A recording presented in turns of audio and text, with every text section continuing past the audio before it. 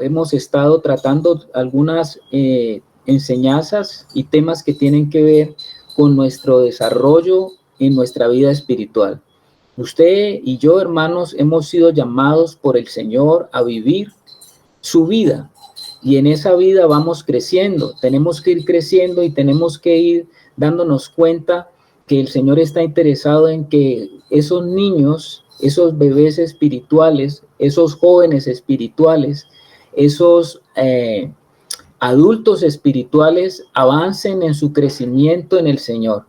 Entonces, esa es la propuesta que hemos tenido la noche de los miércoles, que estemos tratando asuntos que tengan que ver en el ámbito de nuestro desarrollo y nuestro crecimiento espiritual. Esta noche, después de haber visto toda una serie, estuvimos viendo la serie que estaba relacionada con la oración, el cristiano y la oración. Estuvimos viendo en varias enseñanzas cómo el Señor le enseñó a sus discípulos a orar. ¿Quién más que el Señor para enseñarnos a orar y a tener ese modelo de oración que es lo que se conoce como el Padre Nuestro? Esta noche avanzamos un poquito también. Vamos a tratar algo que está relacionado con eso que podemos nosotros entender como la búsqueda principal en nuestra vida de oración. Hay algo que yo quiero hablar esta noche con ustedes, hermanos, acerca de eso que el Señor quiere que lo tengamos muy presente para nuestra vida de oración como una petición principal, porque desde esa petición principal vamos a ver el desarrollo de la obra de Dios en nuestro interior. Porque nosotros cuando hablamos de la obra de Dios, generalmente cuando se habla de la obra de Dios, uno cree que la obra de Dios es algo externo. Pero la obra de Dios no comienza en lo externo. La obra de Dios comienza dentro de nosotros. Y de lo que pase dentro de nosotros podrá desarrollarse la obra de Dios a través de nosotros. Entonces, quiero revisar hoy este asunto con ustedes, hermanos, para que veamos cómo la obra de Dios tiene una forma como el Señor lo muestra, lo presenta, nos lo hace entender. Y vamos, creo que, a utilizar un poquito lo que pasó en la vida del apóstol Pablo, para que vamos entendiendo acerca de esto de la obra de Dios en nuestra vida. Hay una obra que Dios viene desarrollando, hay una obra que Dios está ejecutando, y esa obra de Dios es en la cual estamos nosotros ahora participando. Usted ahora es parte de esa obra de Dios. Quiero mostrarles, por ejemplo, en la vida del apóstol Pablo, cómo Pablo conoció el Evangelio. ¿Se ha preguntado usted? Uno diría, pues tremendo, ¿no? ¿Quién le compartió el Evangelio al apóstol Pablo? Y es una pregunta que de inicio se la lanzo a la sala para que ustedes, en lo que ustedes, hermanos, conocen, pues me puedan decir, dentro de ese conocimiento que ustedes tienen, ¿quién fue el que le compartió a Pablo y que lo inició en el desarrollo de la obra de Dios? ¿Quién fue? ¿Quién creen ustedes? Entonces dejo ahí el micrófono abierto un momentito a ver quién da con el clavo o quién le da el clavo de la pregunta. ¿Estamos? A ver, la hermana Luz Estela, siempre ella se atreve. Buenas noches. No, el Señor Jesucristo mismo, pues la palabra dice que fue el Señor Jesucristo mismo el que se lo reveló. Oh, qué bien, miren, yo creo que dio en el punto del clavo, porque la mayoría de nosotros, creo que alguien nos ha compartido el Evangelio y muchas personas hablan del mensaje del Evangelio, entendiendo que el Evangelio lo que nos trae es una persona. Y curiosamente al apóstol Pablo nadie le compartió el Evangelio, ningún hombre de los que estaban en ese momento le compartió el Evangelio, sino que el Evangelio directamente el Señor Jesús se le reveló al apóstol Pablo. Entonces, voy a llevarlos a ustedes ahí al capítulo de Hechos 9 para que veamos ese pequeño aspecto. A ver, vamos allá al capítulo de Hechos 9.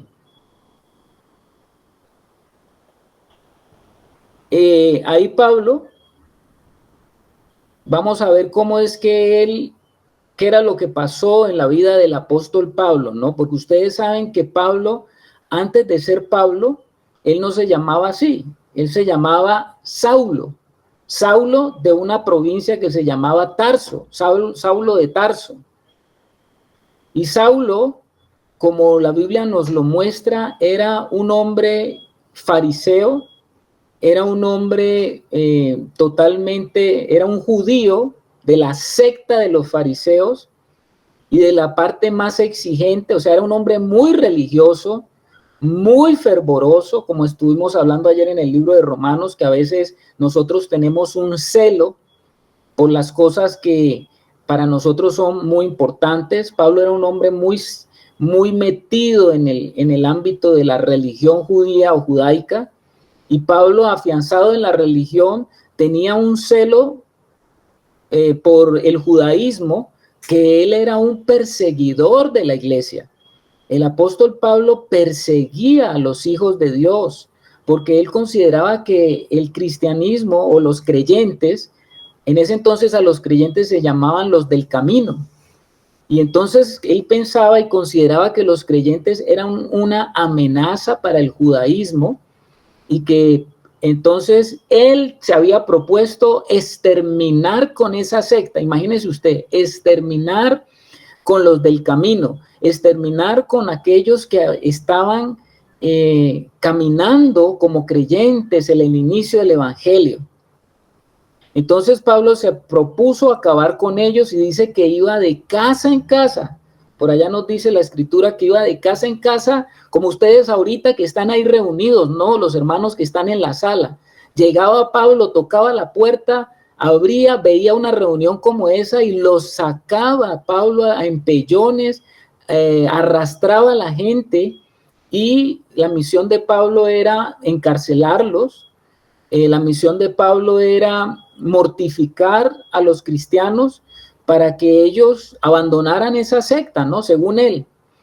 Entonces, cuando usted lee el capítulo 9 de Hechos, usted se da cuenta que Pablo se había propuesto ya tener, no solamente tener el dominio y la autoridad de hacerlo allá en Jerusalén, sino que él iba a pedir más apoyo para que él pudiera perseguir a los cristianos donde fuese. Entonces vamos ahí al capítulo 9, si me lo lee el hermano Hugo, el hermano Wilson. Estoy pensando en un Hugo, ¿por qué será? ¿Hay un Hugo acá? Iba a darle el chance, si alguno lo quiere leer de la virtualidad, bien pueda. Si no, puede levantar la mano si alguno lo quiere leer. Capítulo 9, ¿no? 9, del versículo 1 hasta el versículo 6. Bueno, te lo leo, hermanos. Dice: Saulo, respirando aún amenazas y muerte contra los discípulos del Señor, vino al sumo sacerdote y le pidió cartas para las sinagogas de Damasco, a fin de que si hallase algún hombre o mujeres de este camino, los trajese presos a Jerusalén.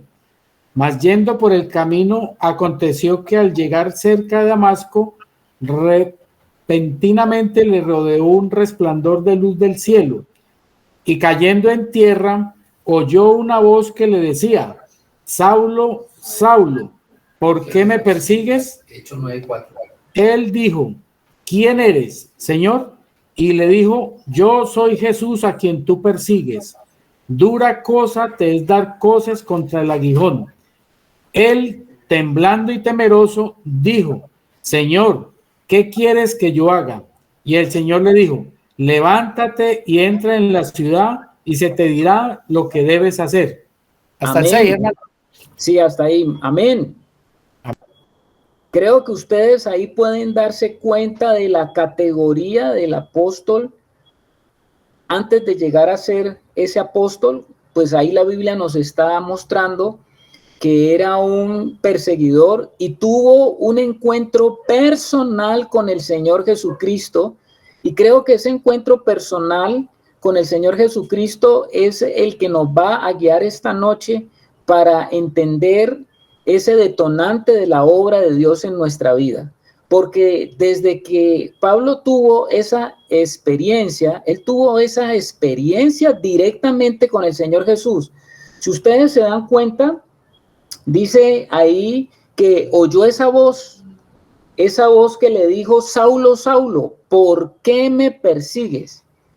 Fíjese usted que Saulo, para la época cuando el apóstol tuvo esta experiencia, pues ya Jesús había muerto, ya había resucitado, ya Jesús se encontraba en los cielos a la diestra del Padre, pero ahora el mismo Jesús le dice a Pablo: Saulo, Saulo, ¿por qué me persigues? A mí me parece, y creo que a ustedes también les debe llamar la atención, porque ¿en qué momento él estaba persiguiendo a Jesús? Les hago esa pregunta a ustedes. ¿En qué momento él estaba persiguiendo a Jesús?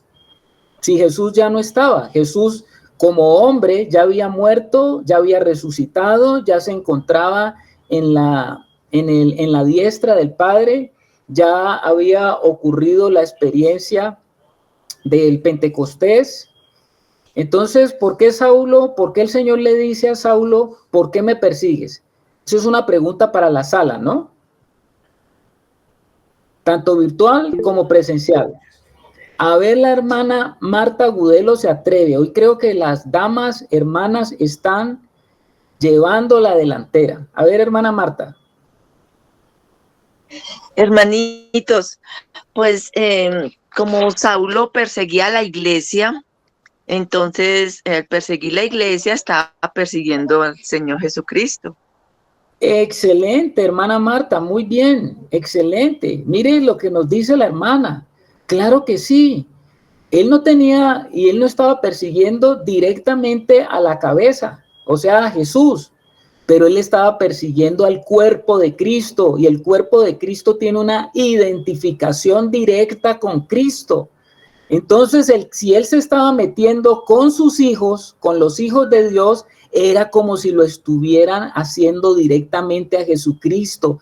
Mire esto y aprenda de esa lección, hermano, porque cuando la gente se mete con los hijos de Dios, lo que se está metiendo directamente es con el Señor mismo, y ese es el reclamo que le está haciendo Saulo, le está haciendo el Señor a Saulo. Dice: ¿por qué me persigues? Yo he meditado en esto y yo he llegado a pensar que la revelación del cuerpo de Cristo la tuvo Pablo justamente porque él, a través de esta palabra, usted sabe que a nadie se le reveló mejor lo que era el cuerpo de Cristo que a Saulo, o sea, a Pablo.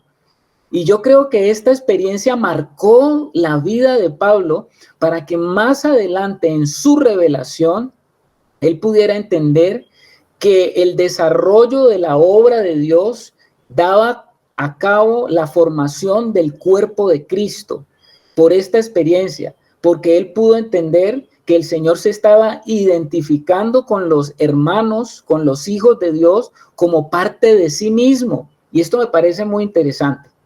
Entonces, Pablo tuvo esa experiencia con el Señor, ese encuentro, y la palabra de Dios nos dice que Saulo quedó ciego. Saulo fue llevado a una casa de un curtidor de cueros, y allá en esa casa estuvo Pablo 3 días.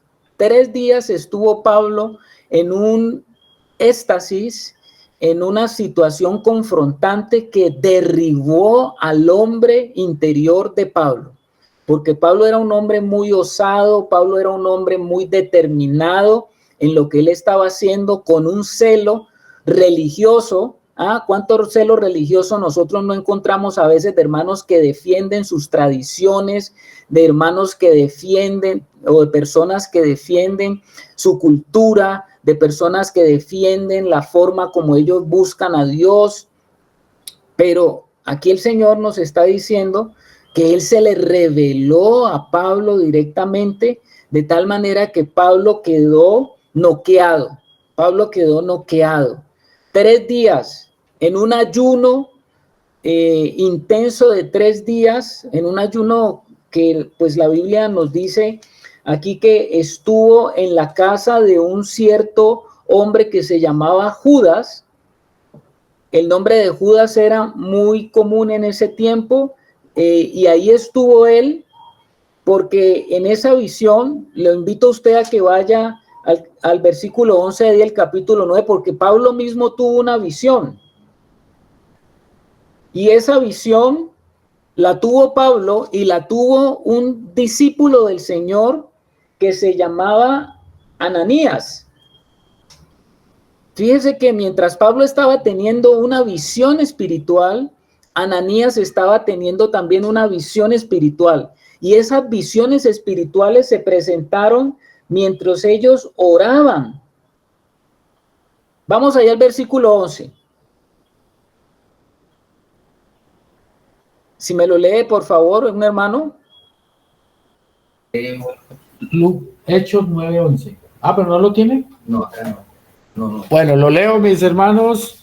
9:11 de Hechos. Y el Señor le dijo: levántate y ve a la calle que se llama Derecha y busca en casa de Judas a uno llamado Saulo de Tarso, porque he aquí él ora. Y el 12, Wilson. Y ha visto en visión a un varón llamado Ananías, que entra y le pone las manos encima para que recobre la vista. Qué tremendo esto, hermano. Mire ustedes, esa sintonía y sincronía espiritual. Ananías oraba por un lado en su casa y el Espíritu Santo le dio órdenes muy precisas a Ananías. Usted, Ananías, va a ir a la calle que se llama Derecha y va a entrar a la casa de Judas el curtidor y va a encontrar a un hombre que se llama Saulo de Tarso. Y Saulo estaba orando también, estaba orando. O sea que en la oración y a través de la oración nosotros podemos esperar el mover de Dios. Acuérdense que estuvimos hablando de la oración, el mover de Dios. Y el mover de Dios muy preciso, porque a Pablo se le dio la visión también de que llegaba ese varón que se llamaba Ananías, que entraba y le ponía las manos encima para que él recobrara la vista. ¿Cómo les parece a ustedes? Hermano Harold. Sí, gracias, hermano. Entiendo entonces que Ananías ya hacía parte del cuerpo de Cristo y tuvo mucho que ver también con ir a visitar a Saulo de Tarso, ¿ah? Por supuesto, entendió Saulo, imagínense que él quedó ciego y cuando Ananías puso la mano sobre él, era el mismo Señor Jesús a través de Ananías sanando a Pablo de la ceguera que tenía, porque cuando Ananías tocó los ojos de Saulo, dice que cayeron de él como unos lentes de contacto, o sea, como unas escamas de pescado, dice la escritura. Y dice que por fin Pablo vio y en ese momento fue bautizado y Saulo llegó a convertirse en el hermano Pablo a través de esa experiencia. Ahora, Pablo tuvo una experiencia tremenda, como ustedes la pueden ver. Y lo que transformó a Pablo, lo que transformó en espíritu a Pablo, no fue la luz cegadora, no fue eso, no fue la voz que le habló, fue algo más profundo que ocurrió dentro de Pablo. ¿Qué fue lo profundo que ocurrió en Pablo que hizo que Saulo de Tarso se convirtiera en Pablo? ¿Qué fue realmente lo profundo que pasó en la vida del apóstol? Quiero invitarlos a ustedes allá a Gálatas capítulo 1, porque cuando el apóstol Pablo le habla su testimonio a los hermanos de Galacia, de esa región, él va a decir algo muy interesante que debemos nosotros tener en cuenta para entender en qué consiste y cómo comienza el desarrollo de la obra de Dios en nuestra vida. Vamos allá entonces. Les invito a Gálatas capítulo 1. A ver, hermanos, Gálatas capítulo 1. Yo también acá lo estoy buscando. Si alguien lo quiere leer, bien pueda levantar la mano, la hermana Mónica lo va a leer. Desde el versículo 11, hermana Mónica, desde el versículo 11 y hasta el versículo 15. Bueno, dice Gálatas 1:11, mas os hago saber, hermanos, que el evangelio anunciado por mí no es según hombre, pues yo ni lo recibí ni lo aprendí de hombre alguno, sino por revelación de Jesucristo. Porque ya habéis oído acerca de mi conducta en otro tiempo en el judaísmo, que perseguía sobremanera a la iglesia de Dios y la asolaba. Y en el judaísmo aventajaba a muchos de mis contemporáneos en mi nación, siendo mucho más celoso de las tradiciones de mis padres.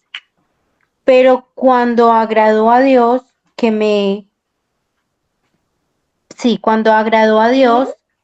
me apartó desde el vientre de mi madre y me llamó por su gracia. El versículo 16, hermana. Y él dice, revelar allá, entonces decía, me llamó por su gracia, revelar a su Hijo en mí, para que yo le predicase entre los gentiles.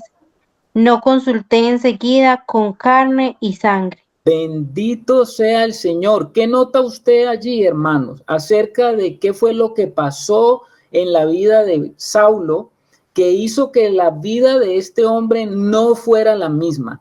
De ese hombre celoso, de ese hombre religioso, fanático, de ese hombre que estaba totalmente cegado por su perspectiva de cómo él veía la vida y cómo veía las cosas.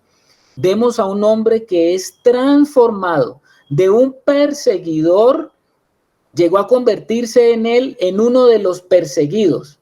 ¿Qué fue lo que hizo esa transformación de la vida? Que nos lo muestra la Biblia, que nos lo muestra la Escritura como un testimonio viviente, para que usted se dé cuenta de que cuando el Señor llega a la vida de una persona, esa persona no volverá a ser la misma. Desde que el Señor llega a nuestra vida, hay un antes de Cristo y un después de Cristo. Pero ¿qué es lo que hace que la obra de Dios se desarrolle en nuestra vida?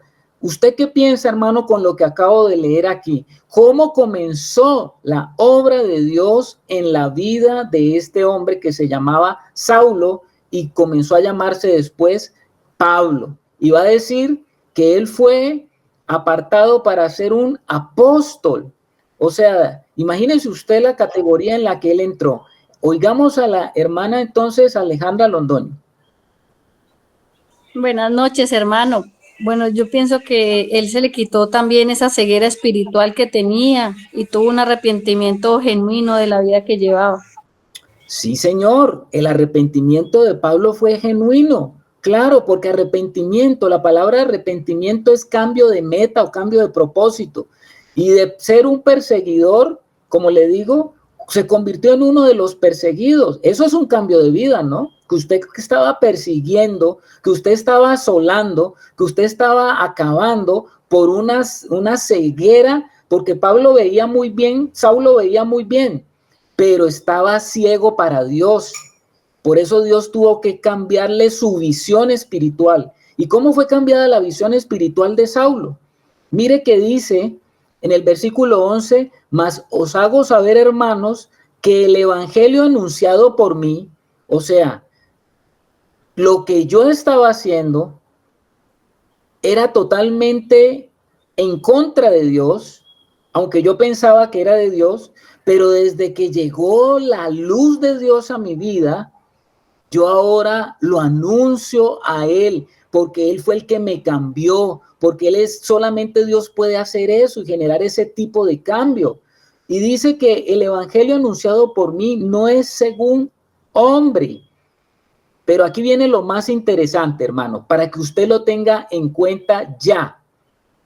Pues yo ni lo recibí ni lo aprendí de hombre alguno, y aquí está la clave a la que quiero llegar a esta noche, sino por revelación de Jesucristo. ¿A qué le suena a usted esto de revelación? Acuérdese que hay una carta que se llama la revelación de Jesucristo. ¿Se acuerda de esa carta? ¿Cuál es la carta que se llama la revelación de Jesucristo? A ver, ¿cómo se llama esa carta que ustedes la conocen? Apocalipsis, hermanito. Apocalipsis, hermana Beatriz. O sea que Pablo tuvo su propio apocalipsis, un apocalipsis personal. ¿Usted cree a veces que el apocalipsis es simplemente el libro que nos habla de desastres, de tormentos, de copas, de iras, de los cuernos de la bestia, de falsos profetas? ¿Usted cree que el Apocalipsis es eso, hermano? Y eso creemos que el Apocalipsis es un libro para meternos e infundirnos miedo o para que nos volvamos como adivinos del futuro. No, señor. El Apocalipsis no es un libro que fue escrito para eso, porque Apocalipsis es la revelación. La palabra Apocalipsis significa la revelación.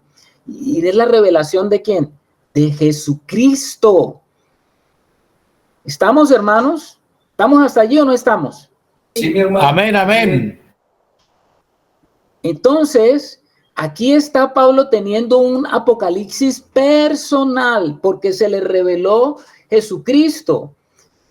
Cuando Pablo escribió a los hermanos de Galacia, ellos se habían desviado, ¿no? Ustedes saben que ellos se habían desviado. ¿Cómo los trata Pablo en esa carta cuando les dice: Gálatas insensatos, habiendo comenzado por el Espíritu, van a terminar por la carne? Entonces, Pablo acude a su derecho como apóstol, confirmándole a los hermanos de Galacia que él era un hombre que nadie le había contado sobre Cristo. Nosotros creemos a veces que llevar el evangelio es contar simplemente acerca de una historia, pero el evangelio no es eso. Cuando nosotros estamos llevando el evangelio, ¿sabe qué estamos haciendo? Estamos llevando no solamente un mensaje, y no es un mensaje, estamos llevando a Cristo mismo, y eso lo tenemos que tener muy claro. Entonces, para que la obra de Dios se desarrolle en nuestra vida, en nuestro interior, tiene que ocurrir o tiene que producirse primero un milagro. Un milagro. Tiene que llegar el momento en que los cielos se nos abren, el momento en que Cristo nos es revelado. A ver, hermano, ¿usted me escuchó bien? Hermano, muy interesante esa parte que acaba usted de tomar, porque aquí hay personitas que están muy nuevas, que todavía algunos no han llegado, y está muy importante porque todavía comprender esto creo que para ellos puede ser un poco difícil, pero esa conversión de Saulo de Tarso, que fue directo el Señor, luego Saulo de Tarso, llamado ya luego el apóstol Pablo, comenzó a ir a llevar lo que había sucedido en él, que es lo que acabamos de leer en Gálatas, de qué manera Dios lo había tenido en cuenta desde el vientre de su madre y cómo pudo convencerlo a él de su pecado y de su equivocación y convencerlo realmente que Cristo era el único camino al Padre. Muy bien, hermano Wilson. Usted lo ha dicho. Hay muchos hermanos que apenas están comenzando su viaje espiritual y algunos llevan ya muchos años, pero lamentablemente quiero decirle algo. Voy a decir, ha llegado el momento en que los cielos se nos abran. Ha llegado el momento que nuestros ojos sean tocados. Ha llegado el momento de que nos demos cuenta de que la vida cristiana no es una vida de milagros o milagrera.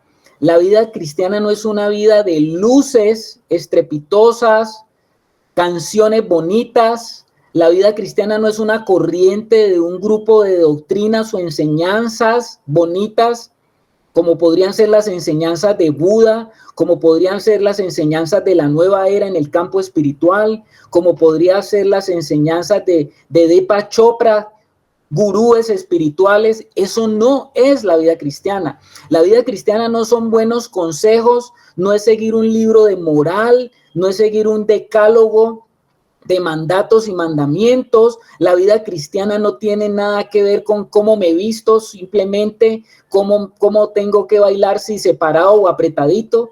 Hermanos, eso no es la vida cristiana. La vida cristiana no es una moda.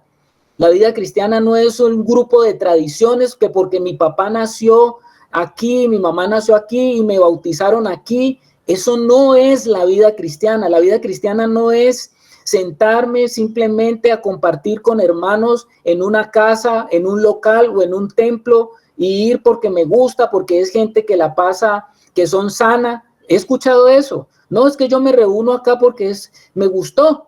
Estos son personas sanas, ¿no? Los cristianos son sanos. Yo he andado por malos caminos y ahora estoy haciendo cosas buenas.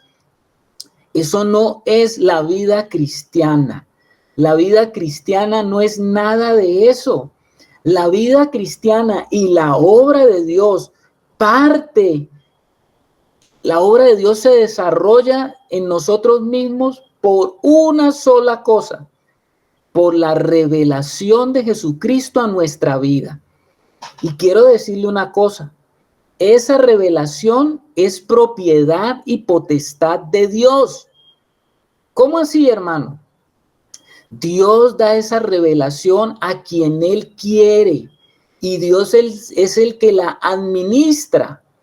Y voy a decirle otra cosa, no son muchos los privilegiados con esa revelación, con esta revelación. Hay muchos haciendo grandes obras, hay muchos haciendo trabajos para Dios, hay muchos que están en este momento en púlpitos predicando, hay muchos que están haciendo muchas cosas para lo que ellos denominan la obra de Dios, pero quiero decirle una cosa, no conocen al Señor Jesucristo, no lo conocen. Y si usted está ahí sentado y no conoce al Señor, entonces usted tiene que decirle, Señor, yo tengo que conocerte porque no te conozco. Y por eso estuvimos hablando del mundo de la oración. ¿Estamos, hermanos, o no estamos? Amén, amén, hermano. ¿Cómo?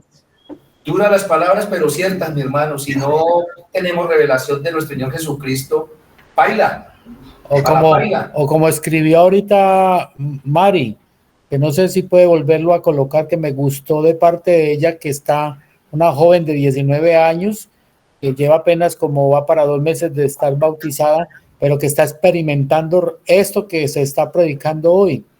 ¿De qué manera ella pudo experimentar ese nacimiento nuevo? Ahí dice, el mensaje de mi hermano, que ahí fijé el mensaje, bueno, de lo que ella está viviendo.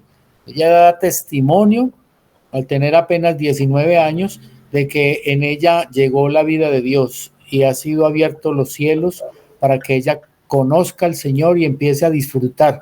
Me parecía muy bonito en ella acá la semana pasada que le conocimos, cómo ella tan atenta a querer hacer preguntas de las escrituras, de un momento que me contó en el campamento de Cartagena que el Señor la separó de la reunión y la llevó a una intimidad con Él y le mostró realmente que es Dios que la ha salvado y que le está dando a conocer de Él mismo, de su palabra. Y en realidad esas son las evidencias cuando el Señor llega a la vida de alguien, amados hermanos. Muchas personas llegan al Señor y creen que la vida cristiana es estar yendo de grupo en grupo, denominación en denominación, tratando de escuchar un mensaje que les agrade, tratando de escuchar un mensaje que les diga a ellos que Dios ha venido a sus vidas para darles grandes cosas, de las cosas que ellos quieren, desean, anhelan y por las cuales han estado luchando en este mundo. Y resulta que no se dan cuenta que la vida cristiana no es eso, no consiste en eso. La vida cristiana no es nada de esas cosas, porque la obra de Dios, o lo que se ha catalogado hoy en día como la obra de Dios, comienza en el interior de cada uno de nosotros. Yo quiero que ustedes vayan, hermanos, al capítulo 6 de Juan. Juan capítulo 6. Juan capítulo 6.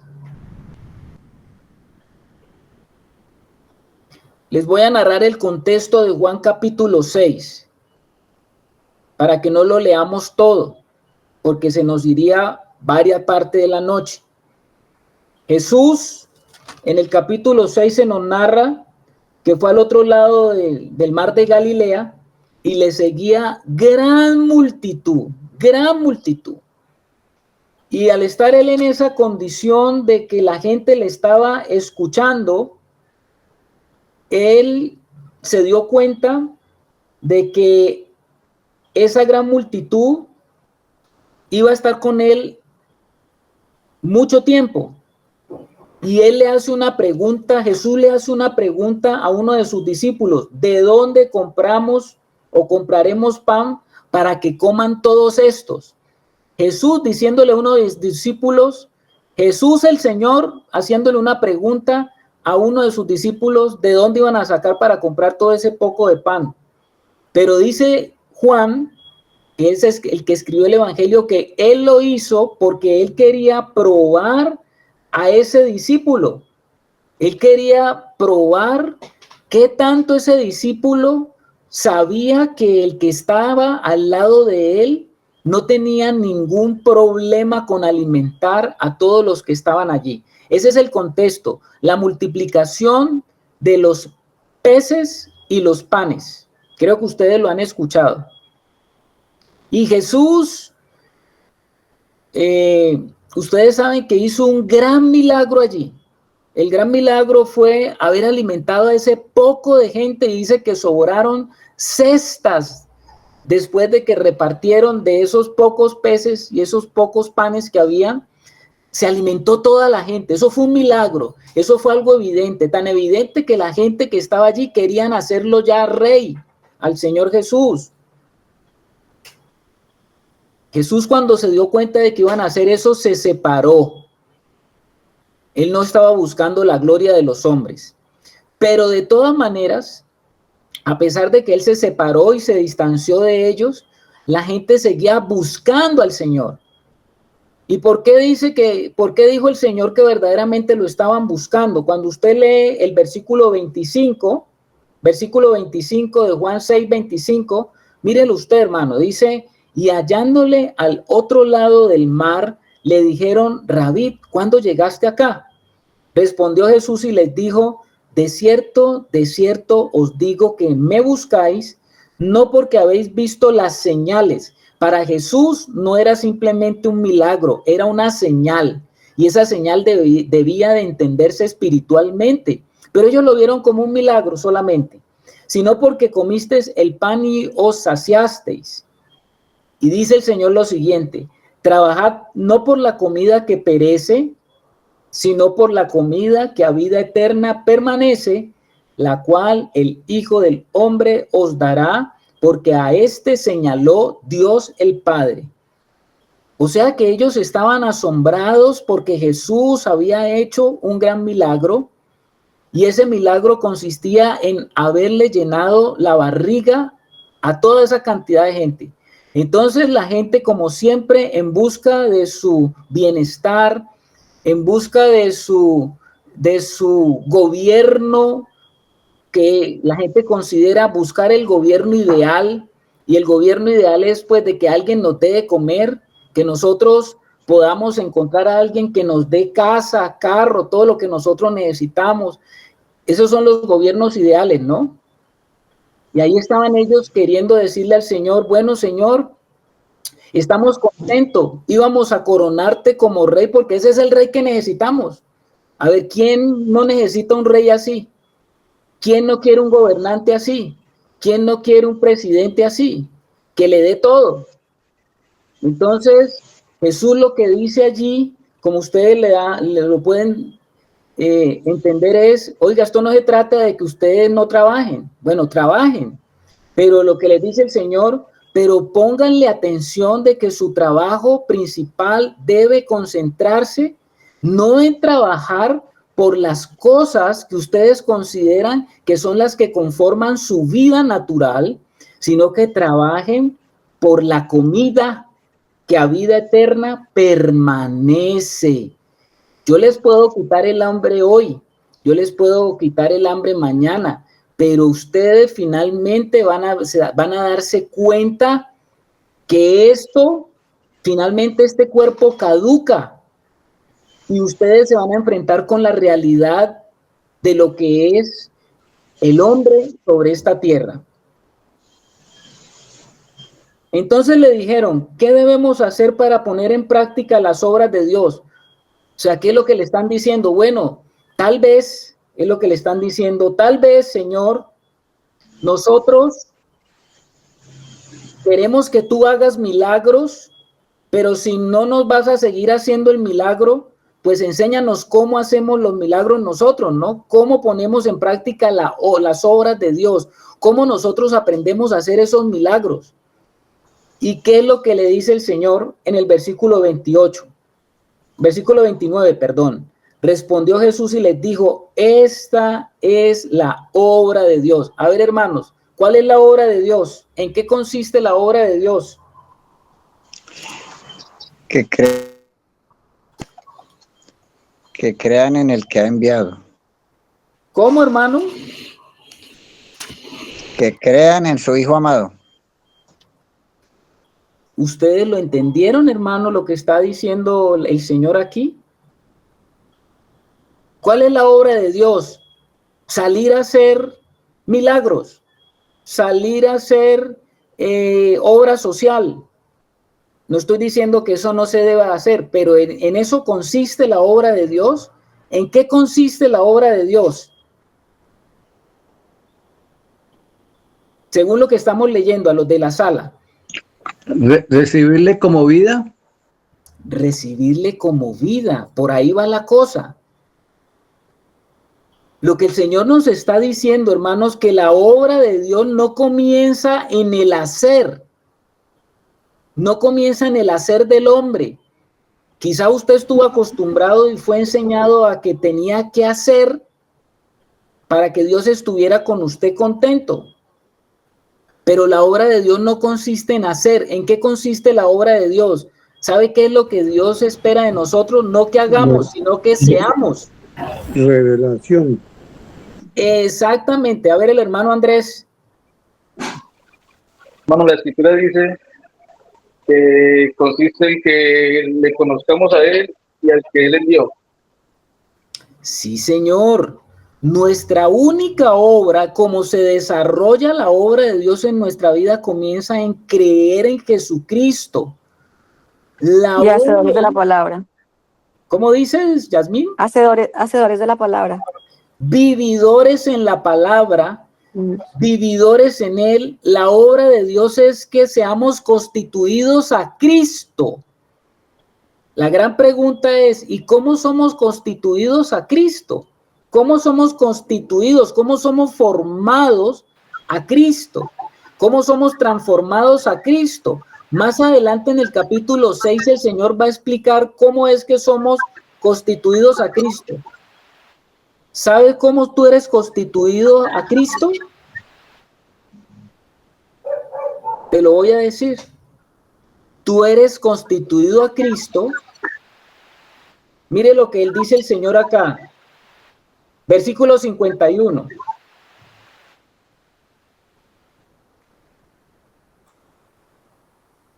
Mejor, versículo 53, perdón, de ahí mismo. ¿Cómo somos constituidos a Cristo? ¿Cómo la obra de Dios va a comenzar a desarrollarse en mi vida? ¿Cómo es que comenzamos a creer cada día más en Él? Versículo 53.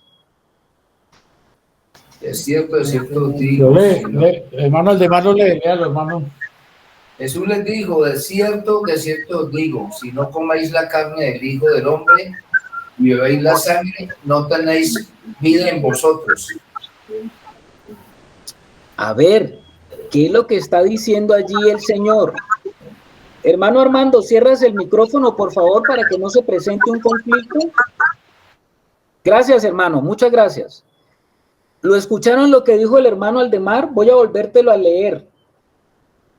de cierto os digo, si no coméis la carne del Hijo del Hombre y bebéis su sangre, no tenéis vida en vosotros. ¿Cómo comienza esa obra de Dios en mi vida?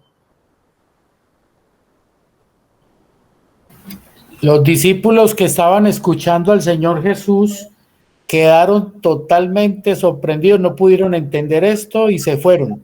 No pudieron comprender realmente qué era comer de la carne de Él y beber de su sangre. Y esto es algo que usted nos va a explicar muy bien, hermano. Pues la idea es la pregunta que le estoy haciendo a ustedes, hermano. Pero el comer y beber de Él... Aquí se están riendo todos, hermano, porque esperaban que yo iba a predicar y no, hermano. Nosotros somos constituidos en Él en la medida que comemos del Cristo viviente, porque en Él está su sangre, y cuando comemos de Él, estamos bebiendo también de Él, pero del Cristo viviente, del Cristo vivo. Ahora usted se preguntará, cada que nosotros comemos y bebemos de Él, ¿cómo lo hacemos? ¿Qué está diciendo el Señor allí cuando habla de comer y beber de Él? Y yo alguna vez, en estas enseñanzas que hemos estado teniendo, yo les dije que así como nuestro cuerpo físico es constituido por lo que nosotros comemos, porque nosotros tenemos que comer y beber para sostener este cuerpo físico.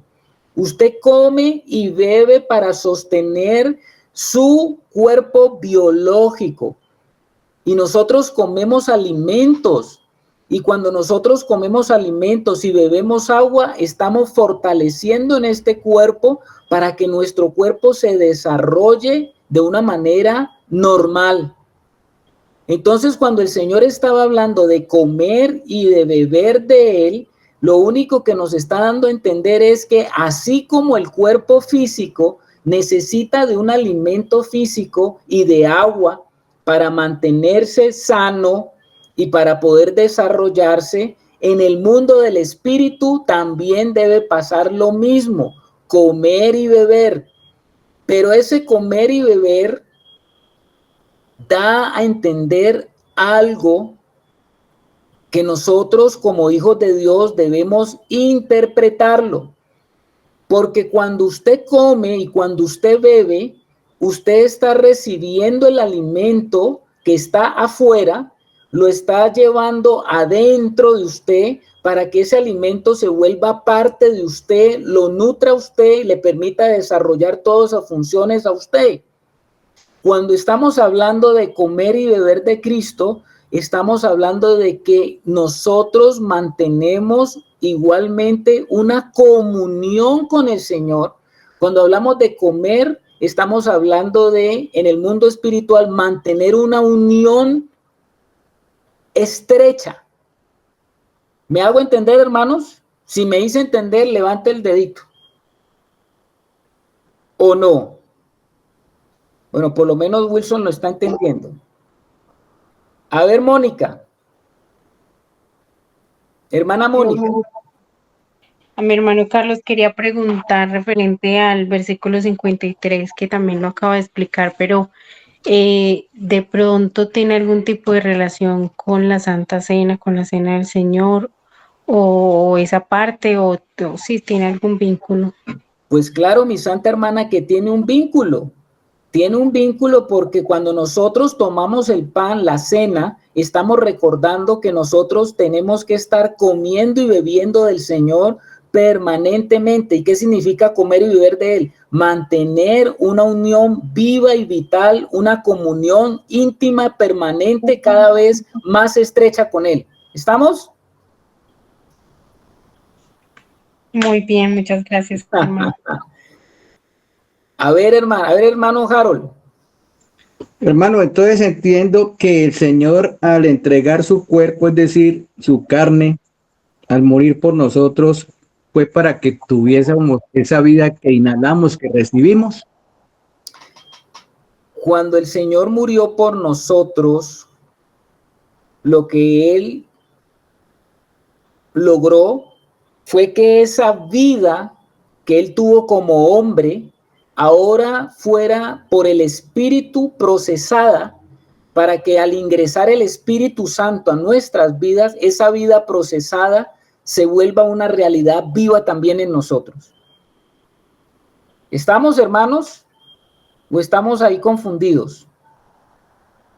Amén. Volvamos a explicar ese pedacito. Yo quiero tener comunión, creo que la otra vez lo expliqué de la misma forma. Yo quiero tener comunión con una persona, quiero tener una relación con una persona. Si yo estoy viviendo en la misma casa con esa persona, yo estoy teniendo una relación con esa persona y una comunión con esa persona. Pero en la medida que yo voy teniendo, si yo me caso con esa persona, ahora tengo una relación mucho más íntima. Usted puede pasar en una relación con una persona por etapas, ¿no? Esa persona era un conocido, sí, yo conozco a esa persona, después me acerqué más a esa persona porque se volvió amigo, después de pronto esa persona se vino a vivir a mi casa y después esa persona se casó conmigo. Estamos hablando de grados de intimidad y de comunión. La comida nos habla de comunión. La comida nos habla de intimidad. Yo tengo un alimento allí afuera. Tengo un banano ahí afuera. Y entonces usted dice, yo quiero tener comunión con ese banano. El grado de comunión lo determina en el momento que yo lo tomo en mi mano y yo digo, este banano ahora tiene comunión conmigo porque yo lo tengo en mi mano. Está muy cerca de mí. Después me puedo llevar el banano al pecho y digo, ahora este banano está más cerca de mí. Pero si yo te preguntara, ¿cuál es la manera como ese banano puede tener más comunión contigo? O que esté más íntimamente relacionado contigo, ¿cuándo ese banano estará íntimamente relacionado contigo? Ingiriéndolo. Dice el hermano Harold que comiéndomelo. Sí, porque el banano, mientras esté fuera de mi cuerpo, pues no va a producir nada en mí. No voy a poder tener esos nutrientes, esas vitaminas de ese banano para que me den vida. Y ¿Ya? al ingerirlo o al comerlo ya voy a tener, en realidad es lo que con el fin de que se hizo el banano, para que me diera a mí realmente lo que necesita mi cuerpo. Amén. Entonces, hermano, yo puedo decir que cuando yo me como ese banano, ahora, después de 10 minutos, yo tengo una comunión muy íntima con el banano porque me lo comí y ese banano ya está dentro de mí. Y ahora ese banano está soltando todas las vitaminas, todas las proteínas, todas las cosas que yo necesito para sostener mi vida, porque ahora tengo una comunión íntima con él. ¿Me hice entender? Amén, amén. Sí, muy claro. Perfectamente. Cuando el Señor habló de que había que comérselo a Él y beber de Él, lo que estaba diciendo es, yo requiero que ustedes tengan cada día una comunión más íntima conmigo. Eso es lo que Él estaba diciendo en palabras espirituales. De hecho, los que no entendían la vida espiritual dijeron que Él estaba llevándolos a una cosa loca, porque ellos estaban creyendo que es que tenían que comérselo físicamente, como una doctrina de caníbales o antropófagos. Y el Señor no estaba diciendo eso, lo que estaba diciendo Él es, yo quiero que ustedes tengan comunión íntima conmigo para que tengan la vida de arriba. Hermana Marta Gudelo. Hermanito, una cosita. Entonces, esa comunión íntima que nosotros tenemos con el Señor, la adquirimos también leyendo la palabra, porque ellas son las que dan testimonio de Él. Entonces, esa comunión íntima la tenemos escudriñando la palabra. Así es, mi hermana, cuando usted está ejercitando espiritualmente su comunión con el Señor, está la palabra, está la oración, está ese tiempo de estar con Él, de permanecer en Él. Entonces nosotros deberíamos decir, en vez de decir, voy a leer la palabra, voy a tener un tiempo de oraciones, bueno, voy a retirarme a comer. Voy a retirarme a comer. ¿Sí estamos, hermanos? Sí. Amén, amén. Sí, mi hermano. Claro. O sea, que tiene que ver con que, como cual dice, ya no vivo yo más, Cristo vive en mí, tiene que haber una relación realmente que el Dios al cual yo conozco debe de estar en mí, yo convertirme en la habitación de Él y dar fruto de esa vida nueva que he recibido. Sí, mi hermano, en la medida que nosotros, cada que comemos del Cristo viviente, porque no vamos a tener una oración muerta, no vamos a tener una oración repetitiva, no vamos a tener una oración o un tiempo en la palabra simplemente por leerla, sino que vamos con esa expectativa santa. Cada que nos acercamos a la palabra, cada que vamos a esos tiempos de oración, sabemos que vamos a acercarnos al Cristo vivo que está dentro de nosotros. Y cada que nos acercamos a ese Cristo vivo, esperamos que el Padre nos revele algo más de su Hijo. Amén, hermanos, que el Padre nos revele algo más de su Hijo. ¿Sí me hago entender? Hermano, sí. ¿Cómo? Cada que uno tiene la comunión con el Señor, pues uno espera que esa comida lo llene a uno para poder expresarla, para que mi depósito con el Señor cada día crezca y más adelante pues yo pueda expresarlo, mi hermano. Amén, y que Cristo lo dijo ahí en el 40, yo soy el pan de vida, o sea que da vida. En Juan 10 dijo Jesús, yo he venido a darles vida y vida en abundancia, y esa vida es una vida de santa, es una vida que en realidad produce el fruto de Dios, porque ya esa persona es otra, el que está en Cristo nueva criatura es, ya las cosas viejas pasaron, todas son hechas nuevas. Dios comienza a hacer en nuestra vida ya un nuevo ser que es el Cristo en nosotros y empezamos a vivir una vida que el mundo va a darse cuenta realmente que sí hemos recibido al Señor, que sí estamos comiendo de Él y damos fruto de una vida nueva. La hermana Mónica levantó la mano. Gracias, hermano. Quería también preguntar para confirmar si es así como lo he percibido, y es de que, bueno, ya hablamos que a través de las escrituras nos alimentamos de nuestro Señor y a través de la Santa Cena, la comunión. Entonces, lo que yo quería decir específicamente es si, pues es como lo que viví esos días que estuvimos compartiendo con los hermanos, y es a través de la comunión con los hermanos también nos alimentamos del Señor Jesús, porque así lo pude percibir con ese tiempo que tuvimos, que fue para mí un crecimiento y una vivencia espiritual, donde de verdad que vi al Señor Jesús en medio de los hermanos alimentando mi vida y dándome ese crecimiento espiritual tan especial. Así es, hermana Mónica, tienes toda la razón. Por eso es tan importante la comunión con los hermanos, porque estamos teniendo comunión con el cuerpo. Y ahora voy a decirles algo a relación de eso. A ver, hermano Harold. Permítame, hermano, leer una parte también de Juan, que está en el 5:39, dice, escudriñad las escrituras, porque a vosotros os parece que en ella tenéis la vida eterna, y ellas son las que dan testimonio de mí, y no queréis venir a mí para que tengáis vida. Amén. Amén. ¿Hasta ahí vamos, hermanos? Amén, amén. Mateo 16:13 nos da el testimonio de una pregunta trascendental que le hace Jesús a sus discípulos. ¿Usted es un discípulo? ¿Usted es un discípulo, hermano?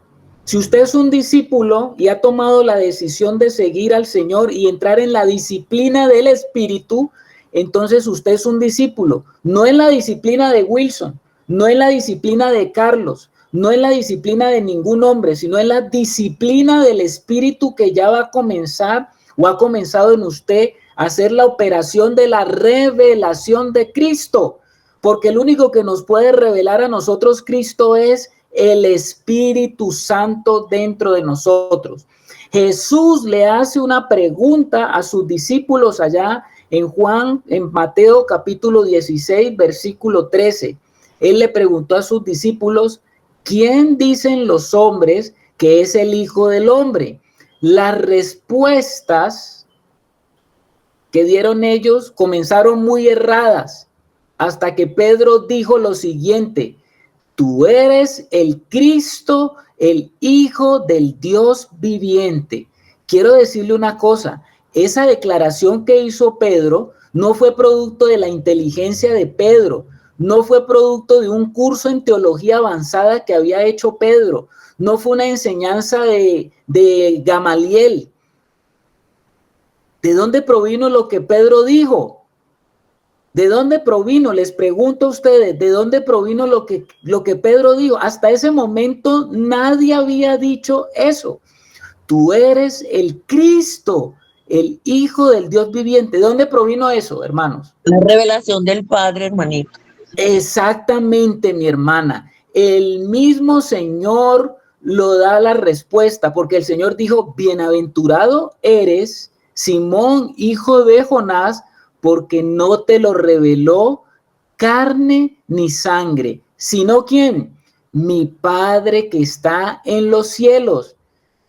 Pregunta, ¿podemos decir esto nosotros, que Jesús es el Cristo del Hijo viviente, no porque nos los haya enseñado en la escuelita los profesores de religión? Podemos decir esto no porque nos lo dijo alguien alguna vez, no porque lo sepamos mentalmente, sino porque ahora se ha convertido en una realidad espiritual. ¿Has tenido esa revelación interior? Y ahí es donde comienza la obra de Dios en nuestra vida, cuando comienza a generarse esa revelación de que Jesucristo es el Hijo del Dios viviente. Yo sé que todos nosotros, por haber nacido dentro del catolicismo o por haber tenido experiencias con profesores o lo que sea, nos enseñaron que sí, Jesucristo es el Hijo de Dios, pero yo no estoy hablando de ese conocimiento mental. Yo no estoy apostándole a ese conocimiento como un ejercicio de la mente. Lo que te estoy diciendo es que eso tiene que convertirse en algo que te sea revelado, y solo nos sirve que sea el mismo Padre quien nos lo revele. ¿Estamos, hermanos? Amén. Amén, hermano. Yo no sé si esto te está de pronto choqueando en este momento, pero es necesario que lo tratemos. ¿Por qué es necesario que lo tratemos? Porque la palabra de Dios nos dice que es que la obra de Dios se puede desarrollar en nuestra vida solo a través de esa revelación. Esto es muy importante. Eso lo dijo Pedro. Pero sabemos que el Padre fue quien se lo reveló, porque el Señor le dijo. ¿Qué le dijo el Señor también a Pedro? Yo te digo que tú eres Pedro, y sobre esta roca edificaré mi iglesia, y las puertas del Hades no prevalecerán contra ella. Aquí se está hablando de una roca, y la roca no es Pedro, como le dice la Iglesia Católica, que Pedro es la roca. No, señor. Tampoco es Cristo centrado en el trono. La roca es Cristo revelado en el corazón tuyo y mío, amado de Dios. Cristo es esa roca, esa revelación que está en tu vida, que nadie te la puede quitar una vez la tienes. ¿Estamos, hermanos?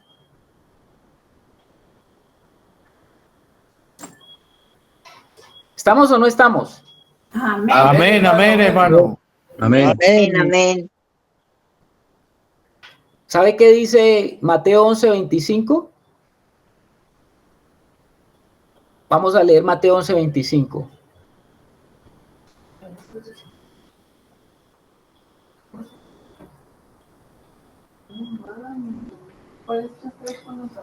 Estamos aquí en Mateo 11:25. Me lo lee un hermano despacio y con buena letra. La hermana Marta Agudelo. Amén. Dice Mateo 11:25. En aquel tiempo, respondiendo Jesús, dijo: Te alabo, Padre, Señor del cielo y de la tierra, porque escogiste estas cosas de los sabios y de los entendidos y las revelaste a los niños. ¿Quién la está revelando? La está revelando el Padre. El Padre, muy bien, hermana Marta. El Padre escondió esa revelación de los sabios y de los entendidos de este mundo, de los grandes teólogos, de los grandes estudiosos, y la reveló a los niños. Y entonces alguno dirá, ay, a los niños pequeñitos. No, señor, cuando está hablando de los niños, ¿a quién está refiriendo? A aquellos que comienzan a tener un corazón de niño. ¿Qué es un corazón de niño, hermano? Te pregunto. Un corazón enseñable. Un corazón de niño, teniendo un corazón de niño, te voy a preguntar, le preguntas a un niño pequeño, estamos hablando de un niño pequeño, 3 años, ¿tú sabes si crees que el niño mañana está pensando en qué come? No, ¿Quién le da de comer a no. ese niño? ¿Quién le da de comer a ese niño? Los padres. Los padres. ¿Está preocupado ese niño qué se va a poner mañana? ¿Qué pinta se va a poner mañana? No. ¿Sabes qué es un corazón de niño? Aquel corazón de aquella persona que ha llegado a decir, yo no tengo nada. Yo no tengo nada, porque todo lo tienen en los papás. El niño no tiene nada y él no se siente dueño de nada. Yo no tengo nada. ¿El niño sabe mucho? No, yo no sé nada. ¿El niño puede mucho? No, yo no puedo. Mis papás pueden. Yo no tengo, yo no sé, yo no puedo. Ahí comenzamos a tener un corazón de niño. Cuando le decimos al Señor, Señor, ¿sabes? Yo no puedo, Señor. Yo no tengo, yo no sé, Señor. Ayúdame. ¿Me hago entender, hermanos? ¿Me hago entender? De él. Amén, amén, hermano. También se refiere a los discípulos, ¿cierto? Pues todo discípulo del Señor tiene que llegar a tener un corazón de niño, porque de los niños es el reino de los cielos. De los niños, de los que tienen un corazón como niño. Eso habla, hermano Carlos, de humildad, del ser humano que se humilla y que se coloca en la posición de dejar que sea Dios el que le enseña y el que lo guía. En realidad depender del Señor. Y con razón, pues no tengo la cita bíblica cuando el Señor dijo, el que no se haga como un niño no puede entrar en el reino de Dios. Amén, hermano. Amén. El que no se haga como un niño no puede entrar a la etapa de madurez del reino. No puede. ¿Cómo le parece a usted? Entonces, para los nuevos que están recién para bautizarse y los que están escuchando en esta noche, una de las cosas que están aprendiendo ahora bien importantes es colocarse en esa posición delante del Señor, y allí es donde el Señor podrá darle a conocer y darse a conocer el Señor, y podrán aprender todas estas cosas que hoy están escuchando, que Él es el pan que descendió del cielo, que Él es el que viene a dar vida y vida en abundancia, que Él es el que convence de pecado, que Él es el que realmente permite que el ser humano comprenda lo que es nacer de nuevo. Es Él que nos lleva a añadirnos a su amada iglesia. Todo lo hace el Señor cuando una persona se coloca en esa posición delante del Señor, de entregar completamente la vida al Señor. Amén, hermano Wilson.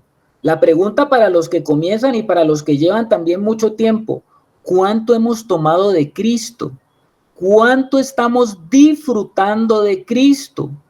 ¿Cuánto está ocupando Cristo en nuestro corazón?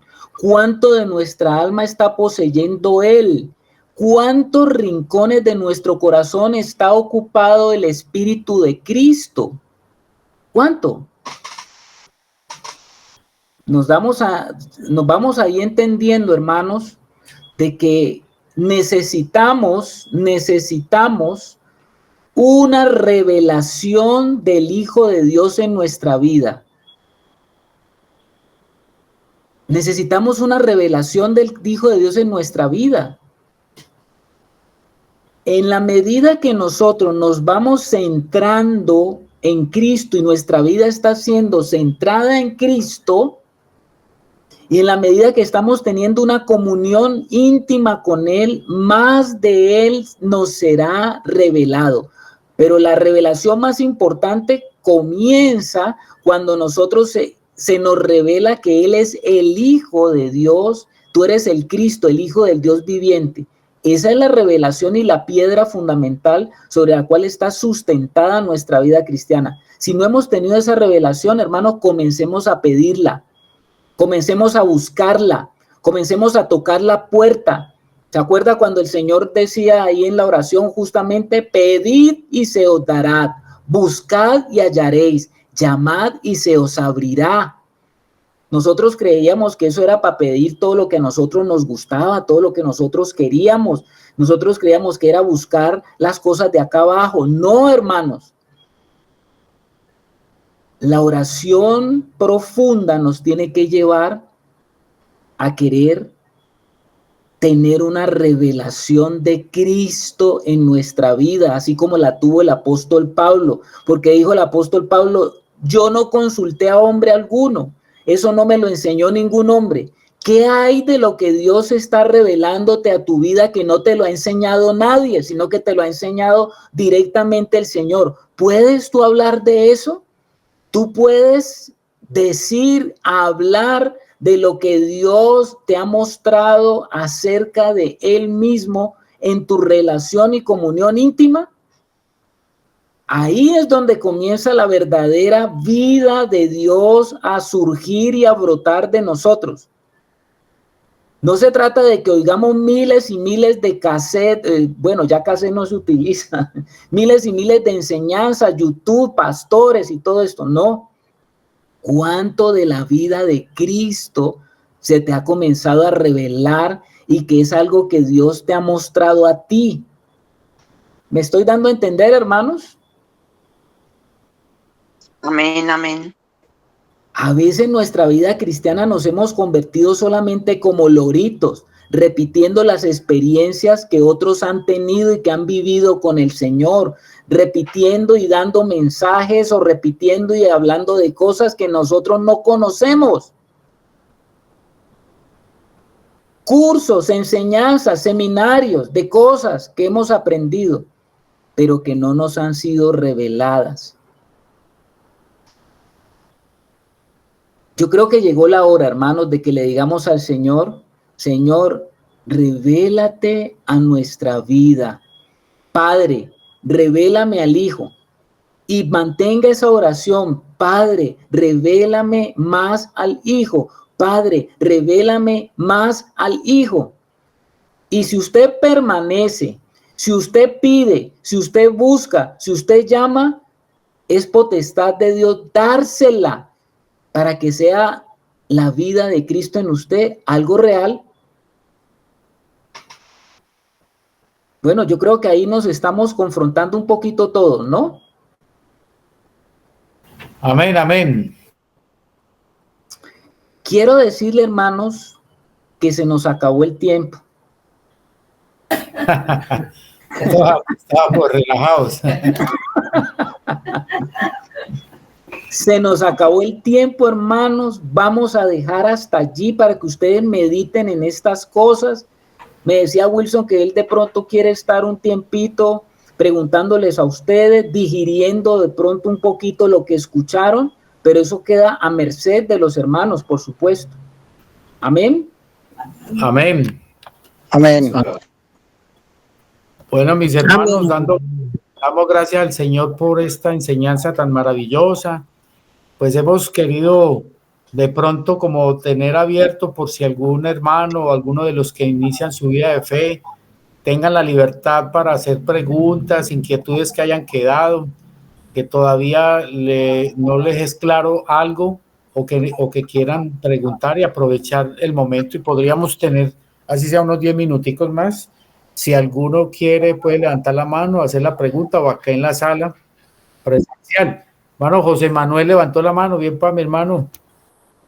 Hermano Wilson, no, pues es hacer como algo que le está diciendo aquí a mi esposa, que cuando iniciamos, por ejemplo, lo que fue el tema de cómo el apóstol Pablo conoció a Cristo, ¿verdad? Pero lo más especial que se ve allí es de que a partir de ese momento su vida tomó un cambio y nunca se iba a claudicar entre los pensamientos, sino que Pablo siempre decía, prosigo a la meta, como un atleta que no se desvía ni a diestra ni a siniestra. Entonces, ¿por qué nosotros muchas veces claudicamos? ¿Por qué nosotros muchas veces pensamos, nos desviamos? Dios en su infinito amor vuelve y nos trae.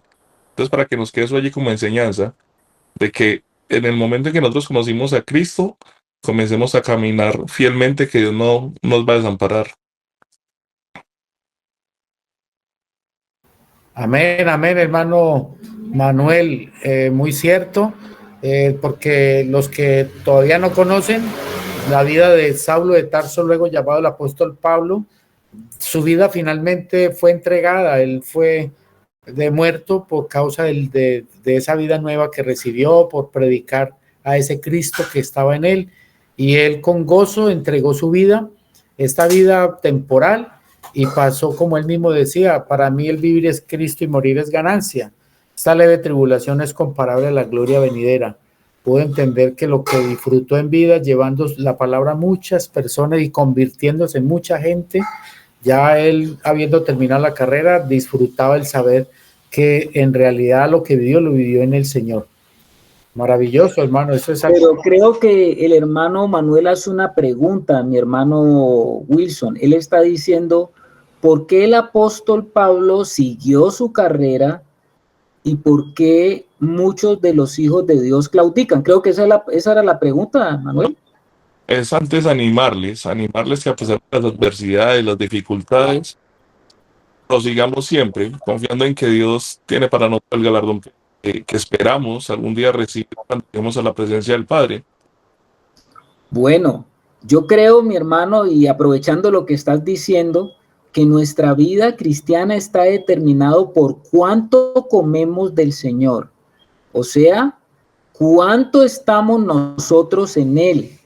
Eso lo vemos en la vida natural, ¿no? Y usted lo sabe muy bien, hermano José Manuel. Cuando uno come poco, como que no tiene fuerzas, como que la vida le va pesando. Cuando uno come poco, cuando uno está siendo o teniendo una alimentación deficiente, entonces usted va perdiendo la fuerza espiritual, bueno, la fuerza normal, digamos en el caso de la alimentación, usted va perdiendo la fuerza, usted va perdiendo el ánimo, quizás hasta puede llegar a enfermarse. Así pasa en el mundo espiritual. Cuando nosotros no comemos del Señor lo suficiente, cuando no nos estamos alimentando bien espiritualmente hablando, pues vamos flaqueando, vamos perdiendo la fuerza y hasta llegamos a enfermar espiritualmente. Perdemos el ánimo y cuando usted está enfermo, ¿sabe qué le pasa? ¿Cómo uno se da cuenta que está enfermo? Porque no quiere comer. Y entonces cuando usted ve a cristianos por allí en esa vida flaca espiritualmente, tampoco tienen ganas de comer. Hay que comenzarles como a provocar nuevamente. Yo creo que Pablo no tenía ese problema. Pablo estaba muy bien alimentado. Pablo estaba muy bien fortalecido porque tenía una íntima relación con el Señor. Cuando nosotros nos reunimos como cuerpo, como iglesia, justamente vamos a provocarnos a que nos dé hambre.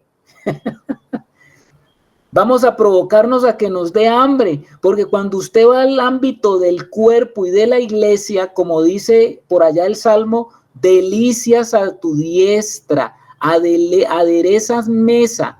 O sea que cuando llegamos a la casa del Señor, debería de haber diferentes platos espirituales servidos y somos provocados a tener más ganas de comer. ¿Cómo usted se provoca la comida? Cuando usted ve la comida, cuando usted nota la comida, cuando usted dice, uy, hay una variedad de cosas, qué rico. Creo que la manera de que nosotros podamos mantener nuestra vida fortalecida en el Señor es nuestra relación horizontal con el Señor y nuestra relación de comunión con el cuerpo, porque ahí delicias a la diestra del Padre.